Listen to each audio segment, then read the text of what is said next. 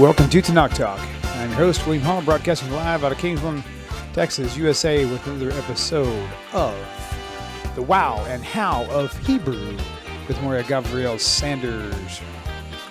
Such a pleasure once again, my dear friend. How are you today? There's a broadcaster in Los Angeles. He used to be known as Mr. KBC because he was on KBC radio. Okay.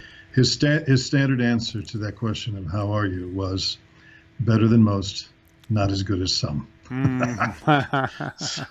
So I kind of adopted that from 20 odd years ago. That very works. Odd years. That's okay. And so better than most, not as good as some. Or right. if people if people prefer something more spiritually substantive, then I'll teach you the Hebrew phrase that says kosi revaya, or revaya, but it's the uvular trill in the back of the throat, which kosi revaya comes right out of Psalm 23, which says, my cup overflows. Kosi revaya. Nice. So when somebody says, how you doing? My cup's overflowing. So nice. Very nice. Anyway, so you may need some brawny tissues or whatever. So anyway, nice to be with you. I'm sorry for being away for a couple of weeks. We're just that is okay. Closed out.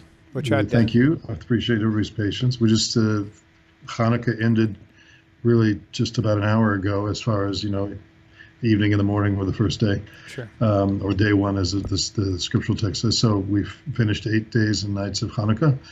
And so I already miss it. We still have to dismantle some things behind me with a couple of menorahs, etc. But it's just such a fascinating, amazing, multifaceted holiday. So much more than just dreidels and donuts and potato pancakes, and candles. So anyway, anything you wanted to talk about in terms of the thrust and direction of this particular conversation tonight? Yes, indeed. So we're going to open up I'm going to open up the phone lines too. Anybody out there who has any specific questions regarding the language of Hebrew, the letters, whatever, as long as it's dealing with the language of biblical Hebrew, you can certainly call in, and we'll have the phone lines open here in just a few minutes. I'm actually looking for my lower third that I had set up for you, but I think I accidentally deleted it about 3 shows ago for some reason. I'm about to create another one during the show, so don't worry about that. We'll get that taken care of on my end. And so we'll open that up, and also I will keep my eyes open on the YouTube chat to see if there's any questions there. Again, keep it topic related if you don't mind, and that will work out great. So super. I'll keep. Well, I'd like to start then, with your permission, to do a little show and tell. Yeah, please do. That'd be great. Actually, for those of you that have the ability to take a screenshot of some of the resources we're going to show here, or you can take the old conventional approach and write it down, whichever technology works for you. Right. This one or that one. But as you know, I'm a big fan of ArtScroll, and worked with them for 10 years in sales and marketing and public relations. So periodically I pick up some new things from them, and I like to make reference to those. One thing that came out, is this coming out straight? You can see it perfectly. All right, so you see that this is Talmud Bavli. I'm reading it backwards. But this is something that has not existed before.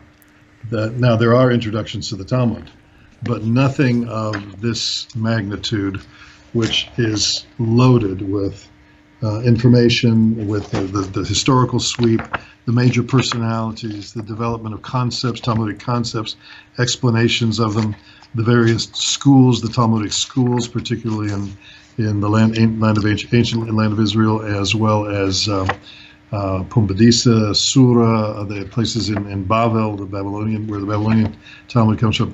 This is, anybody who's studying this particular subject is going to want to have this book that's brand new, just out from ArtScroll. What does it cost? And do you still have a coupon code that is applicable? Yes, Gavriel 20, and I think that we're doing this program on December the 30th of 2019.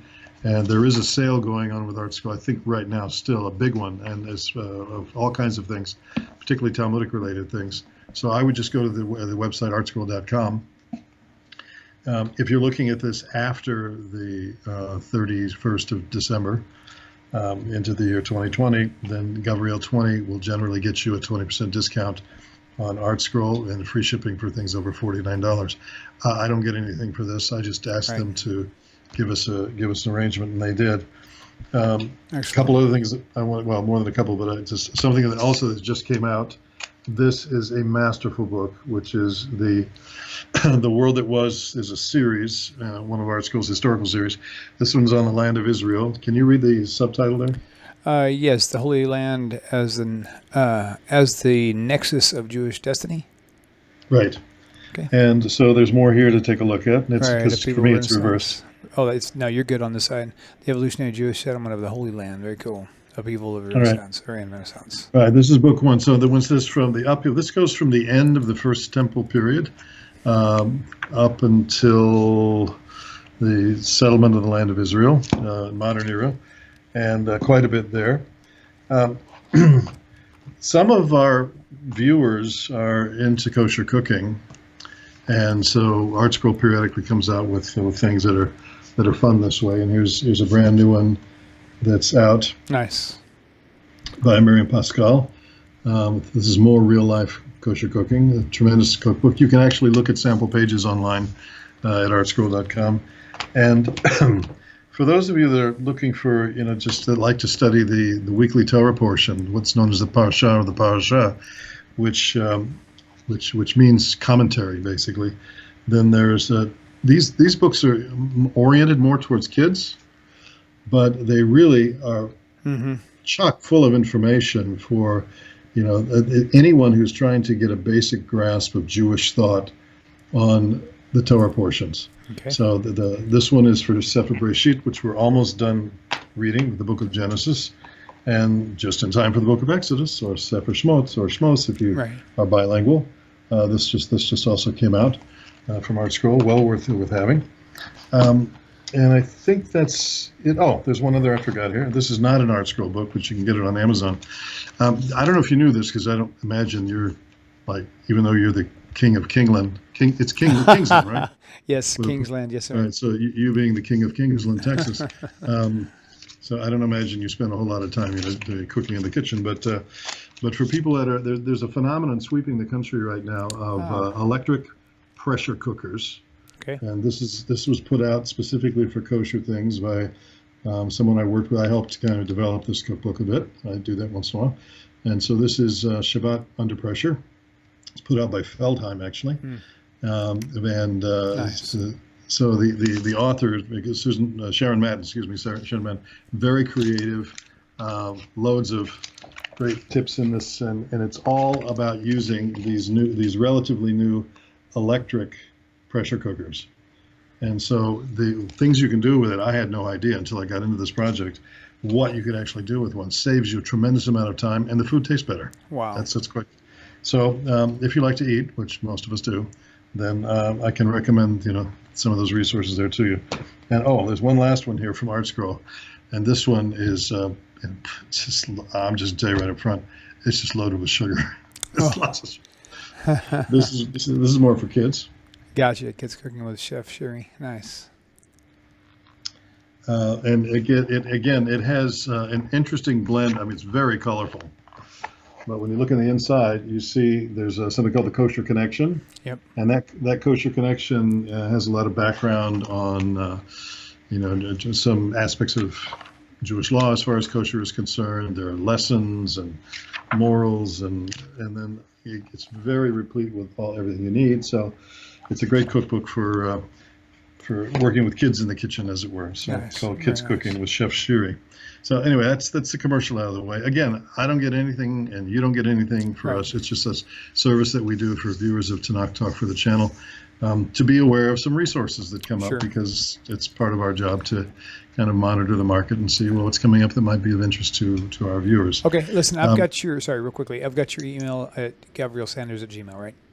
Yes, sir. Okay, very good. Just want to make sure. It is. All right, super. Working on reconstituting my website, which right now is parked, but we'll definitely get to that. I wanted to mention something and I'm going to kind of switch up here to my Dovka Writer window view. So please tell me when it pops up, if you will. I will. As I'm switching over here, and there's a little bit of a lag between when it appears for me and when it appears for you. So let me know when it's there. Not a problem. Do you still see me, or do you see? I do. I'll let you know the moment it changes. Okay, so let me try hitting the share screen again. And nope, that's back to me. Okay, now I've got Dovka. Now you got Dovka right. Yep. Okay, good. So I'm doing a lot of work lately on the subject of the uniqueness of the Hebrew language, because the reason we've entitled this discussion that we're having kind of serial conversation. We're not talking about cereal, by the way. That's cereal with an S, not a C.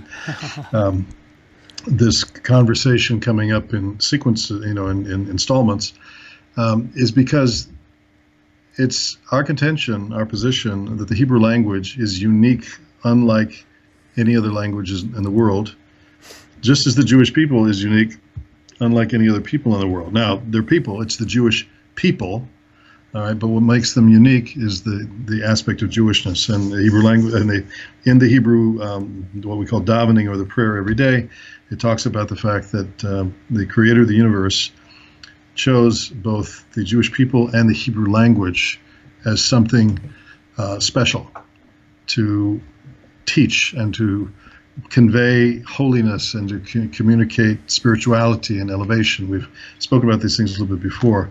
And so I'm very much into digging into this subject of the Hebrew language. I just want to give a few little examples of more of this tonight on screen that I think will be interesting to some of our viewers. Okay.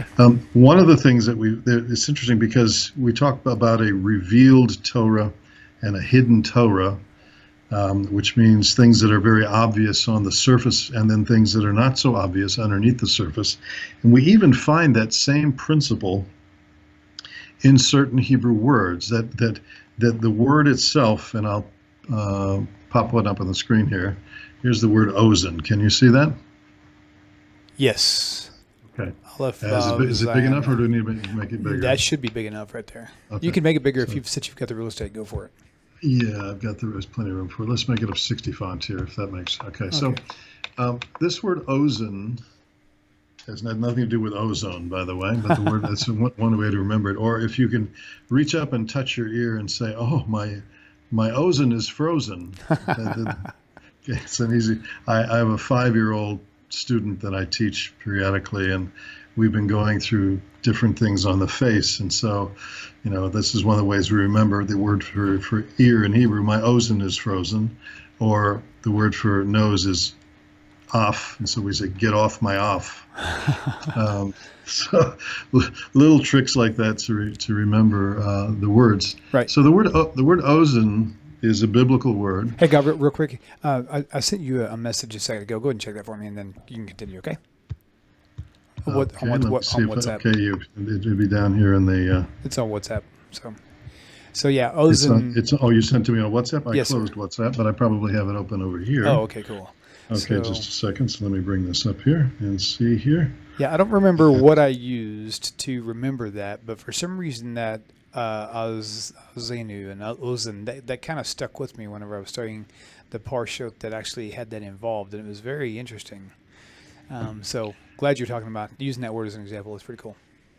Oh, it's a very good word. And so the word ozen means ear, and oznaim. We talked about things once before, and I've heard Rabbi Singer talk about from Psalm 42 or 46, maybe 46, Oznaim karitali, you've opened my ears, which in the book of Hebrews, which, we don't hold by that, but it talks about a body you have prepared for me. So it's not exactly the correct translation, is it? A body you've prepared for me, my ears you have opened. It's not the same at all. But what's significant about the word ozen is there are related words. The Hebrew language, as we all know, is 2 and 3 and sometimes 4 letters roots. So in this one, it's aleph and zayin, and this is a nun. In this case, a nun sofit, or a final nun. So azan would be the root. And the word moznayim, which we find in the book of Proverbs, talks about balances. Now, this is what's interesting. For all the way from biblical times, we have the word ozen, meaning ear, and then we have a word moznaim, meaning balance. But it was only about a little over 120 years ago. I think we mentioned this in a previous discussion. Is only about 120 years ago that medical scientists figured out that balance in the human body resides in the ear. We have an outer ear and a middle ear, which is for the purpose of hearing, obviously. And then we have deep in the inner ear is where resides the balance points. So biblical Hebrew reveals something to us that was obvious on the outside, but not so obvious on the inside. And it was that there's this duality, if you will, to the meaning of the word, that it means the instrument by which we hear, but it's also the instrument by which we're balanced. And that was not known for most of human history, but the Torah knew it. Another word that comes up that is very interesting as far as what it reveals both externally and internally is the word yadid. Now, I could put up in here let me see if I'm doing this the right way. Yeah, let's do it over here. This one, yeah. Deed. And there we go. Nope, no one did that. Here we go. Okay, so the word yadid is a word for friend. Now, many of you might know the word chaver. When Bill Clinton at the funeral of Yitzchak Rabin, alav shalom, spoke, his last words were shalom chaver. Some might remember that. It was goodbye, friend. Shalom being hello and goodbye. But there's another Hebrew word, which is the word yadid. Now, what's interesting about the word yadid is we could split it, and I could put in another kamatz over here. Sorry about that. There we go. And it's the word yad, hand. Well, a person who is really a friend, a true friend, is someone that you walk with hand in hand. And that's the beauty of this word, that the word yadid gives us a word picture of closeness. Now, some of you know that prior to my Jewish life, I spent some time working for the Royal Saudi Naval Forces Technical Institute of Naval Studies, the RSNFTINS. I was there in Saudi Arabia during the first Gulf War, 1991. And one of the kind of anthropological or cultural features that I noticed about my Saudi students, I was working in this as I said, this Naval Institute, and my Saudi students used to walk little finger attached to little finger. And you would see that people in town, guys would walk around like this. Now, they weren't gay; they were just good friends, and so good friends walk together, hand in hand. And so that's the Hebrew language. Captures this concept of closeness and proximity, that a yadid is somebody that you're close enough to grasp hands with, to make contact with. We talk about today, we have these digital friends on this wacky platform called Facebook, and one of the greatest traumas that a person could experience in the digital age is to be defriended on this phantom place that's called Facebook.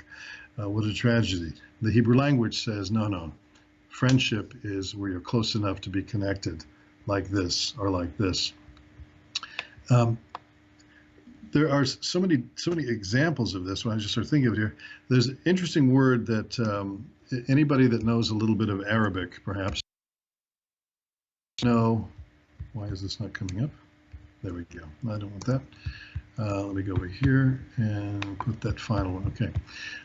If you've heard from the beginning of what's known as the Bismillah, the typical prayer that Muslims say, Bismillah ar-Rahman ar-Rahim. You hear the Rahman ar-Rahim, the merciful and compassionate. Well, that's right out of Hebrew. The letters Resh, Chet, and Mem, in this case Mem Sofit, final Mem, have the idea of communicating mercy. And mercy is a quality that shows compassion to a recipient, obviously, who's in need. And the whole focus of this compassion is just to give for the sake of giving, to sustain, to nurture, to support. And the recipient, of course, is generally in a position of helplessness and great need. Now, what's interesting is that the scriptures tell us that Hashem is merciful; He's all merciful, and that this is a quality that we, as human beings, are to imitate. Several times throughout the book of Deuteronomy, the commentator Rashi, the famous medieval scholar who gives us what's known as the pshat, or the simple interpretation of the Torah, several times Rashi talks about this a special word in the book of Deuteronomy that derives from, it's the word dveikut. There we go. And dveikut, the three-letter root here, this on the end here is a suffix which means like ness, like neediness or any other word that ends like that. But the root is right here in dalet beit and kuf, and it means to stick to something. The word devek, for example, in Hebrew, modern Hebrew, means glue. So when you read the English Bible, English translation, you're going to see the word cleave, to cleave to God. And it's from this particular word, dveikut. And when Rashi talks about, he asks the question, how is a person able to do that? How does the immortal cleave to the immortal? How does physicality cleave to spirituality? How does the temporal relate to the eternal? And Rashi gives two basic interpretations of this. First, he says that as one imitates the qualities that Hashem shows to people throughout the world. So as He is merciful, so we show mercy. The other way of being davek or ledabek, to cleave to God, is to be connected to somebody who is part of the Masorah, part of the tradition. And this is, of course, a big part of Jewish yichus, the word yichus, which means like pedigree, which really means more like a chain of transmission. Being connected to somebody who's got it. You got to get it from somebody who's got it. And that's one of the things that I found when I joined the Jewish community. It was 20 years ago this last week. I celebrated my 20th birthday. I know I look a little older than that, but really I'm just 20 years old as a Jew. And, it's been a phenomenal transformation and journey to get to here. So being able to stick to Hashem, cleave to Hashem, is something that we do by being connected to somebody who's connected to those who were connected to those who were connected to those who were connected.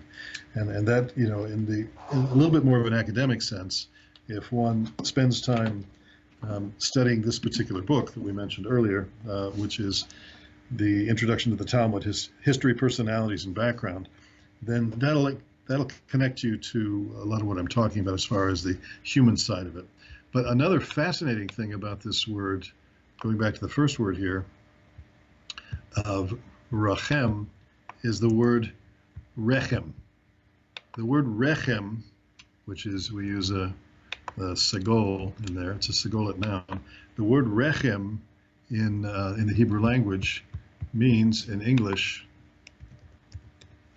oh, you can't see that because it's very small, let me make it bigger for you, is the word for womb. Now, what possible connection can there be between the quality of rahmanut, or mercy, compassion, and the womb? Because quite frankly, there is no other entity, let's say, there's no other person in existence who's more dependent, more helpless, more in need of being taken care of than a fetus in the womb. And that we see very clearly. And so when the Torah chooses to describe the depth of God's compassion and mercy, it uses a word of total dependency. And so this I find to be just absolutely beautiful in its discussion. And of course, Dr. Chaim Shor, in his book called Coincidences in the Bible and in Biblical Hebrew, talks quite a bit about this particular subject. I want to go back to something that it's in the title of this week's show, called Seeing the Sounds, and we'll come back to, let me bring back the screen back to me here for just a second. Okay. And there we go. Let me know when you can see me. I still see the Dovka right now. Okay, so we should be back over here now. Also, just to remind you, I've got your other images up that you sent me via Messenger. Okay, now I see. Okay, good. That's fine. Okay. Oh, you have those images. Okay, we're going to come to those in just a moment. Okay, I've got a mixture of screens now. I don't have just you. Bunch of overlays. It's better. Not quite there yet. You see me and you hanging out underneath your chin. Is kind of like, yeah, if I get up just high enough, it'll look like you're in my studio. Oh, that's pretty funny. And I just made myself smaller. Okay, listen, this is for us. It's a live broadcast. That reminds me of growing up with live TV. So I don't know what the issue is with the screens, but ladies and gentlemen, please be patient. And this just demonstrates our lack of technical proficiency. So one of the everybody who's read the book of Exodus, chapters 19 and chapters 20. Right at the giving, right before the giving of the Ten Commandments, is aware that there was gathering of the people, 3 days. They had to put themselves in a position of restrictions as far as certain things they could and couldn't do. And then came the awesome display where God appears in cloud and fire and smoke and everything on top of Mount Sinai. And there was an experience that took place which is called synesthesia. Synethes.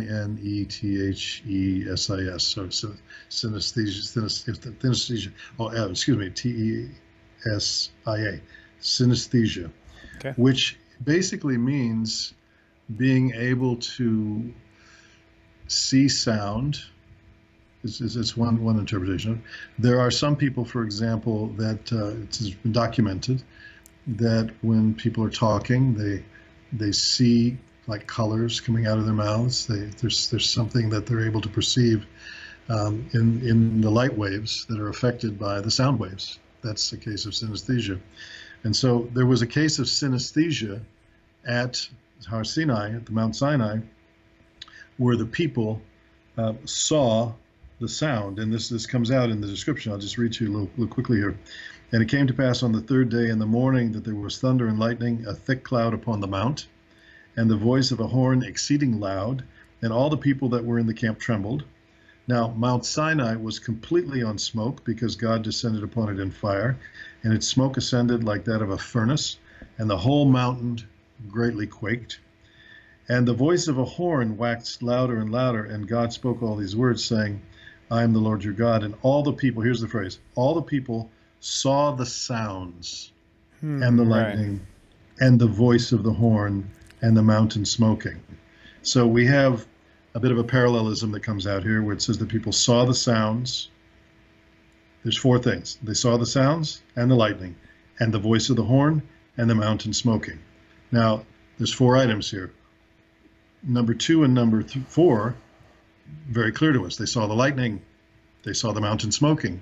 But numbers 1 and number 3 are completely not of the spectrum that most of us are used to. The people saw the sounds and the voice of the horn. Well, what happened? What was going on there? Well, some interesting experiments have been done, and you can get ready with that, the slides there, that first slide, if you will. Okay. There was I like to dig in to find if there are people of science who've done some objective studies on the Hebrew language to ferret out and validate its uniqueness. And I found another one. He's an engineer, an aeronautical engineer named Yaakov Guggenheim. It's probably not related to the big museum we have here in New York City. But Yaakov Guggenheim, this engineer for the IAI, Israel Aircraft Industries, got interested in this particular verse. He was, a lot of Israelis, by the way, much more so than here in America. Many Israelis are biblically literate, though they may not be what, in my old life I would call believers. Their observance level may be variable than someone in the Orthodox community, but they have a strong sense of Jewish identity, and they understand that their Jewish identity is tied very much to the Jewish scriptures. I've long said years ago, I think I wrote in an article once at Art Scroll, that when the people of the book separate from the book, they eventually separate from the people. There's this organic, dynamic relationship between the text and the thought process of the Jewish people. So this engineer, Yaakov Guggenheim, started doing some work, and he came across this this phrase, and Rashi, the commentator we mentioned previously, basically says that you could translate it, they saw the audible. That's fascinating. The people saw the audible. So Guggenheim wanted to see if he could show a relationship between audio frequencies and the frequencies of light on the light spectrum. Now, just to be clear, I've got the first page I've got has Amen, Hallelujah, Behemoth, Mitzvah on your downloads. Is that not what you're asking about? No, go beyond that. Oh, okay. That's what I was confused with. Hang on one second. Okay, on-screen display. Do you have Tet, Ayin, and Fe? Oh yeah, got it. I'll put that up now. I can only get 2 on the screen at a time, so just one is fine. Okay, cool. Go with the first one. Okay, there we go. Tet. So what Guggenheim came up with was he ran this through. Oh, how weird! Some of his instrumentation, and you'll notice that in the first on the far left you'll see the Hebrew letter in the Asherit script. And then you have in the middle, the on-screen display. If you look carefully, you'll see the shape of the letter in the spectral representation of the sound. Wow. And then further over, he did some refining of the signal to clean it up a little bit. And you can see how it's sharpened so that the tet actually has that kind of U shape to it. And the ayin also with the foot that sticks out to the left, the letter there in the middle, and the pei, which has that roundedness, kind of a loop that goes around, starting from the middle and looping around to the top, down to the bottom. Also, he was very, very surprised to find this, and he discovered that 17 out of the 22 letters of the Hebrew alphabet responded this way. That's a very significant number, and his conclusion was, based on the other 5, that somehow the pronunciation that we've known historically has shifted, and that is the case. So there was another scientist who came along, and you can go to the next 2 pictures. Okay. And this other scientist, whose name is his long name, he's Chaim ben Harav Chai Elbezi. Chaim ben Harav Chai Elbezi literally means Chaim, who is the son of Rabbi Chai Elbezi. Also a physicist at the aircraft industry, Israel's aircraft industry. And in 1997, he used a particular software program called GRAM, GRM.X, to visually represent the pronunciation of the Hebrew letters. And his, I think, is even more dramatic than that of Guggenheim's. When you see here on the screen, what do you have there? You have the Beit Lamed Zion Tzadi, or the... No, you probably have the Beit and the Zion, or you have, what do you have on the screen? Actually, I can scroll through them all, so whichever one you talk about, I'll just scroll right to it. So if you look at the Beit and the Zion that are juxtaposed one above the Beit above, you can see the shape over there. And this is, again, someone's saying the letter, and it's being represented not by kilohertz, but by light, as it were. This is represented from the light spectrum. If you look at the Lamed, and you can see very clearly the shape turns out, the Tzadi, the shape comes out, the ayin, which I think is very interesting how those two, and then even in the letter tet again, which we saw previously in Guggenheim's representation. Now, if you were to look at other letters of like another line, like A, B, C, D, E, F, G, H, they don't do that at all, because that would be part of the double-blind study. As to, you would want to say, well, okay, well, let's maybe all letters do this in other languages. So let's take A and the letter A and see if it does that, or B and see if it does that. And it doesn't. I have pictures of that here. I should have included them here, but for time's sake we didn't. But I can recommend the book to people if they want to find it. They're welcome to get in touch, and I'll tell you what the book you can go to find this visually represented. But they definitively do not do what the Hebrew letters have done. So we're finding, again, we're making the case that Hebrew is unique. It's the language that God spoke to Adam and Noah and Abraham. It's the language that was used to create the world. It's the language that holds all things together at the subatomic level. It's a language that's embedded and encoded with messages for us to dig out, to ask questions about, as we did a couple shows before with Kadoshim Tiyu Ki Kadoshani from Leviticus. It just goes on and on and on. And so that's why I've heard Michael Skobac just talk about this, and I've seen it in a particular Hebrew book I have in front of me that talks about how that Hebrew is really sort of like the how would I translate this? Anuschot achemiot. It's the chemistry, if you will, the linguistic chemistry of what God used to create it's the basic elements, if you will, of existence, which sounds like a very far out thing, but this goes back so far. There's a book called Sefer HaYetzirah, the Book of Creations, which is attributed, the authorship is attributed to Avram Avinu, Abraham our father, which talks, again, there's several chapters in there, it talks about the very unique nature of the Hebrew letters. So what we find in all of this is that why should we study Hebrew? Because Hebrew has messages to convey to us that are vastly different than if we were just studying French or German or Russian or Chinese or Arabic or whatever. And it's not just a Semitic thing. It's unique among the Semitic languages like Amharic and Coptic and Arabic and Aramaic. Aramaic is closest to Hebrew because there's been a lot of back and forth. And in modern Hebrew, there are a lot of Aramaic words, and the Talmud is learning another whole language with Aramaic there. But when it comes to the raw biblical Hebrew that we're talking about, there's an amazing set of the treasures to be discovered there. So I just want to bring these things out to people tonight to talk about the fact that Hebrew is both revealed but also hidden, and this is true with the Torah itself. The Torah has revealed meaning to us and also more hidden messages. The book of Proverbs tells us that if you're going to find wisdom, you need to look for it like you would for buried treasure. Right. And it's definitely all buried here in God's amazing life book to us. So any questions that come up along the way, or comments that you feel are relevant to bring out here? The phone lines are open. A lot of people just saying, wow, just amazed by the stuff that you just brought forward. That's for sure.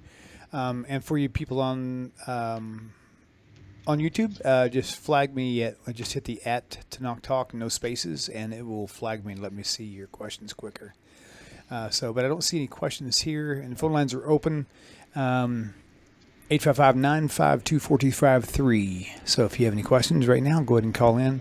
If not, we'll do some small talk here and see if there's anything that pops up along the way. But just to let you know, I know you've been incredibly busy this past few weeks, especially Hanukkah. The timing of the Hanukkah in line with the show was really complicated for your schedule this last go round. So I did try to give them something so we didn't miss the show slot.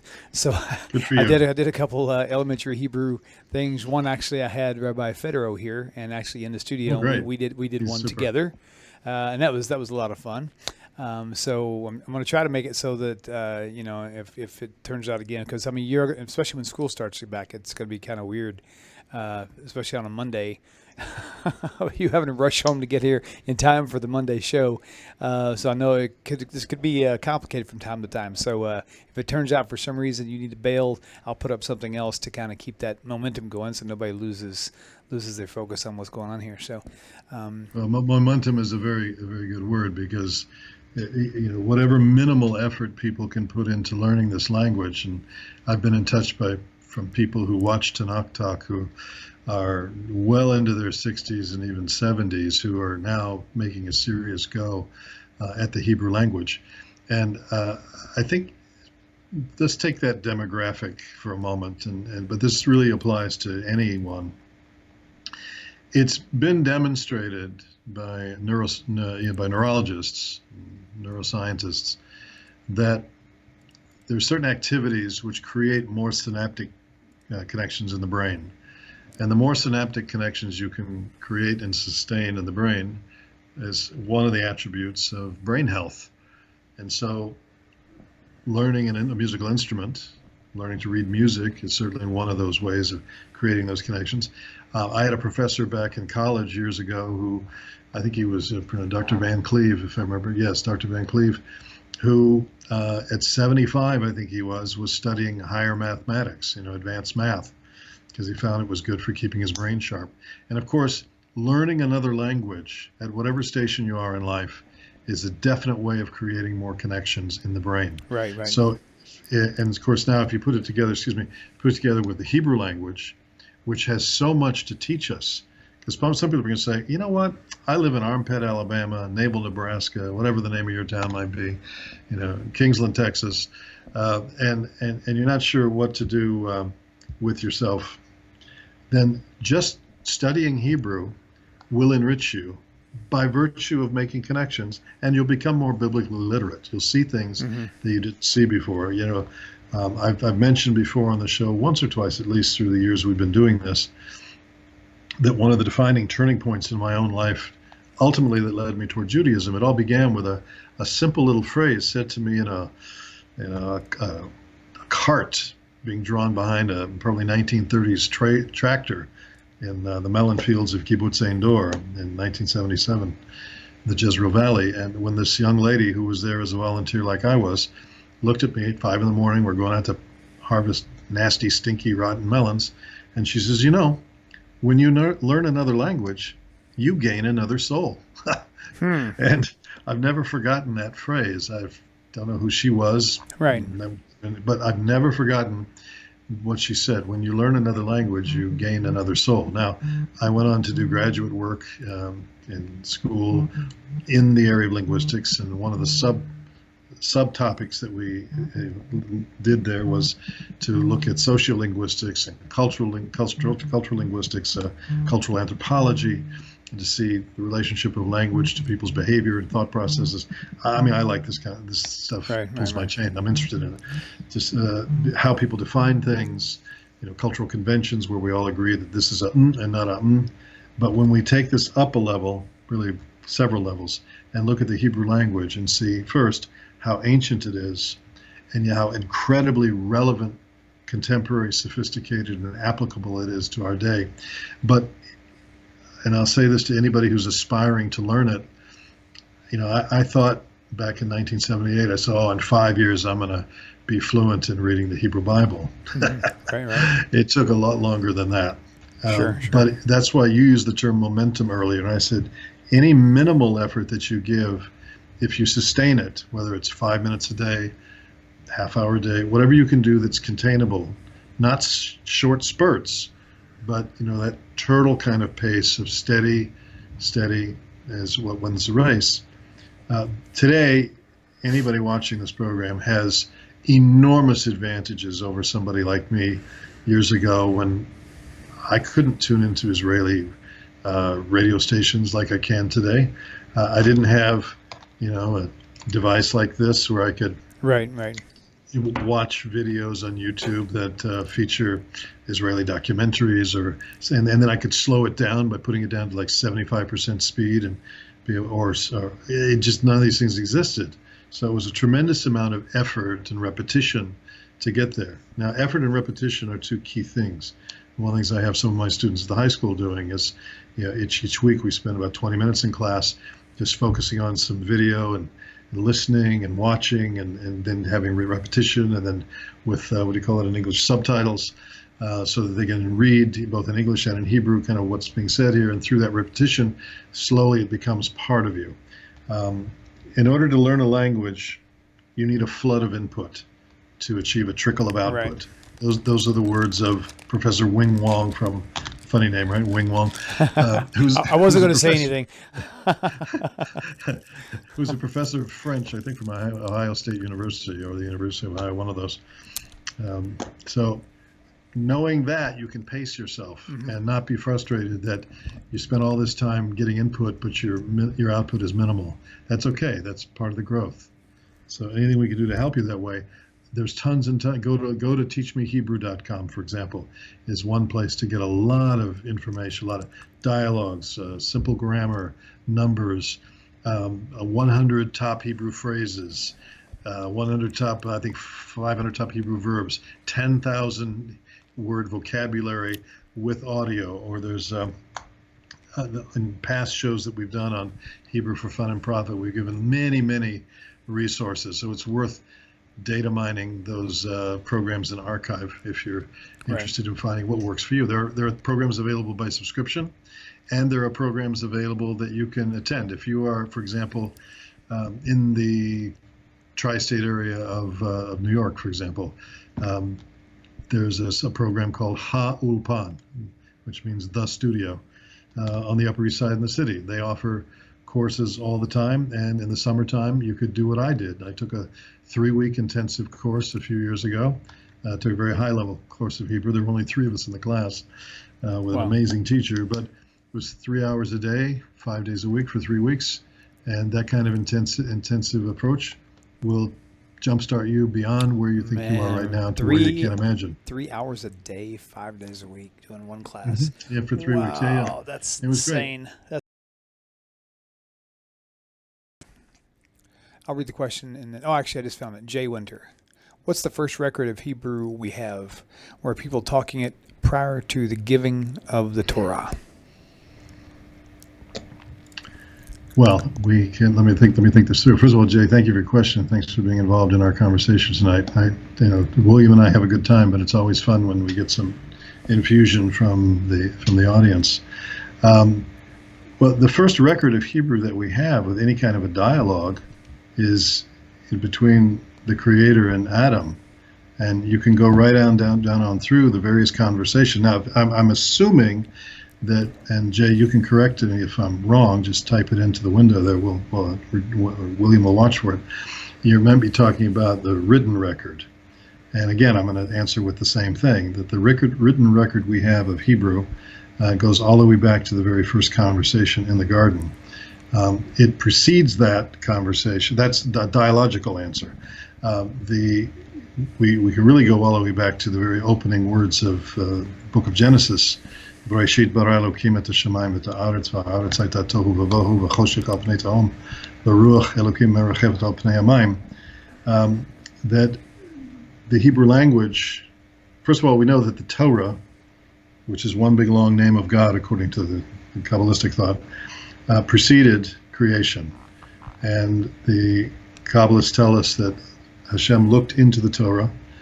Again, you have to understand, it's not just the same storyline that we're talking about. Looked into the Torah as a designer, a blueprint for creation, and then created. Some of these things are very difficult to understand in terms of, because they're very lofty thoughts that don't work well with anthropomorphic ways of thinking that we have. But trying to answer your question very simply, the first record we have is really Genesis 1:1, as far as where Hebrew goes. Okay, and which another question came up, someone else, I believe it was, 1 second here. Nope, I lost it. No, Bubblegum. I think it's who it was. I don't know who that is, but I don't even think it was Bubble. Somebody asked which was, what came first, or what was acceptable as the first written type. Was it Paleo or Masoretic? Oh, so the Masoretic text is a bit later. Now, of course, again, the work of the Masoretes was to put vowel points to the language so that people would be able to preserve the pronunciation. So I'm going to take off on a tangent and come back to this in a moment. But what's interesting to me is for people who say, well, there is no oral tradition. All you have to do to debunk that is to look at any, what we call Sefer Torah, or any Torah scroll, and open it up, and what do you see? You see a string of consonants with no vowels. Right. How do you know how to pronounce it? That was part of the oral tradition. People were taught how to read it, what each particular word said and didn't say, through an oral tradition. The Masoretes then made obvious the pronunciation that had been known for thousands of years, and there was some concern because of persecution and dispersion, etc., that was going to be lost. And so it was just in the same way that the Talmud never was going to be written down, but again, because of the fear of it, of the wisdom and the knowledge being lost, they accommodated and made it into text. Same thing is true with that. Now, what's typically attributed to, there's a text called Ashurit, Ashurit, Ashurit, and many people confuse that with like Assyria. the Asherit text. I'm familiar with what was called Paleo-Hebrew, but the conventional text that's attributed is Asherit, and the one of the books I was talking about earlier, this one, for example, The Coming Revolution, on page 80, and this particular book by Rabbi Zamir Cohen from Bnei Brak, speaks about the precedential nature of the Asherit text. And if you look at the images that came out on the light spectrum that we looked at earlier, they mimic more closely Asherit and not Paleo. Okay. And then let's see what else we got here. Let me pull this back up. I think I saw one more question, and let's see if I can find it real fast. Okay. One thing that would be nice to point out to some people who are watching in is actually, I'll present it to you as a question and let you answer it. Is the okay, if Paleo Hebrew was first and it was changed, I'm putting this to you in the form of kind of like a Christian would do this to me, or a Messianic. If the Paleo was first and then it was changed to the Hebrew, how do you know that the whole storyline of the Christological idea of the Tanakh is not accurate? How do you know it wasn't changed along with the changing of the way the letters are shaped? Did that make sense? I think so, and I'll be very straightforward with you to say that I'm not a maven on Paleo. I understand, that unlike let's say Rabbi Skobac or Rabbi Singer, who are full-time in this area, and that's what their whole focus is. I have a whole separate busy life as a teacher that keeps me preoccupied between tests and everything else. So this is an area that I planned this year, in the upcoming civil year of 2020, to spend more time on, because I see that Paleo-based arguments or proofs are being used to substantiate or try to validate the Christian message. Is that what you're referring to? Yes, because the whole thing is most of Christianity that I discuss things with, their big claim is that Jewish people changed the text so that it would not point to Jesus.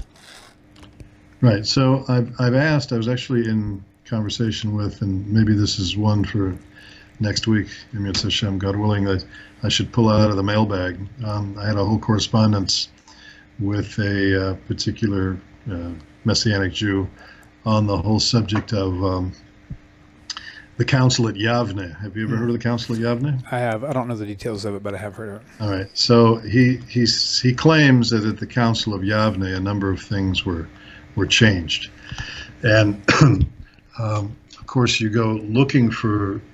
I mean, we went back and forth for a bit, and then he finally stopped talking about it because I asked him some questions that he simply couldn't answer because he couldn't find substantiation for it in the historical record.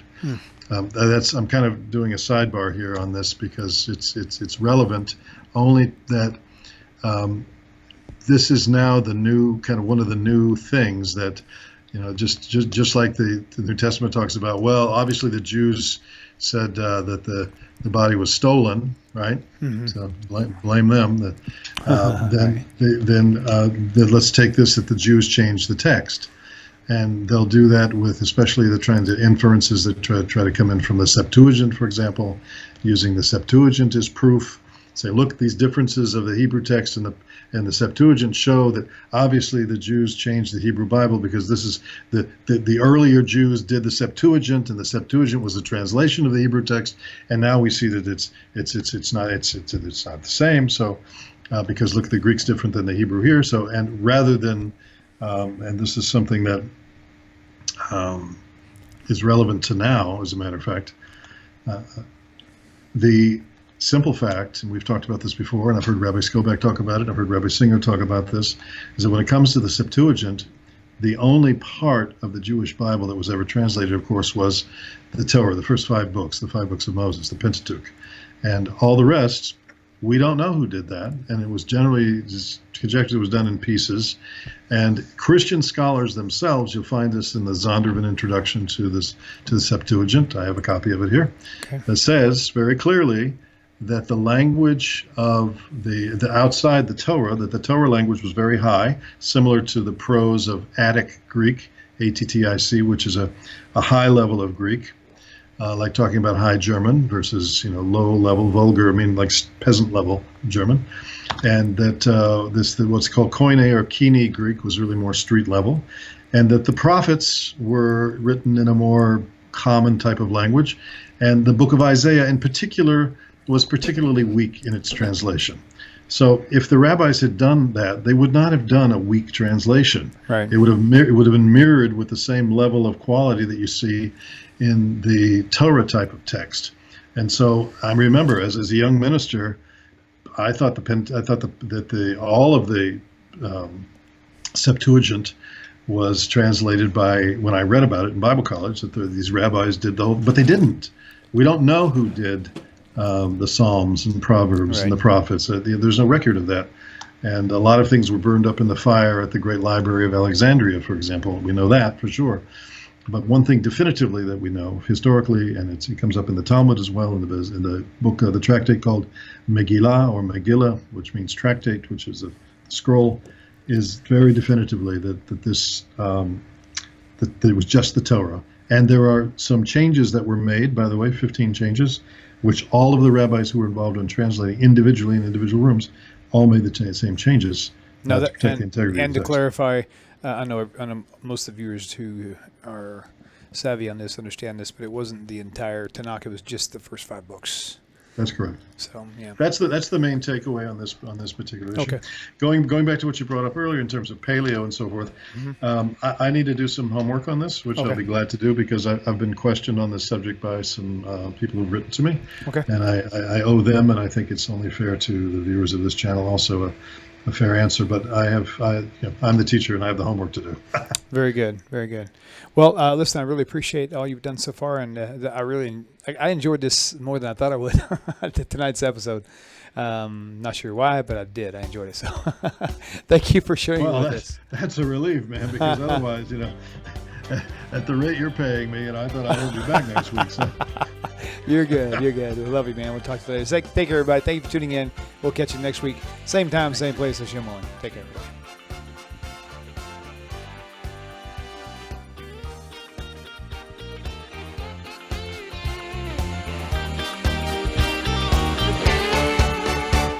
אני אתה אתם תמיד כולם ביחד חשוב מכל חשוב והכרחי להיות ביחד איפוק זו העוצמה ויתור זו הגדולה השאיפה והכמיהה אני אתה אתם תמיד כולם ביחד חשוב מכל חשוב והכרחי להיות ביחד איפוק זו העוצמה ויתור זו הגדולה השאיפה והכמיהה.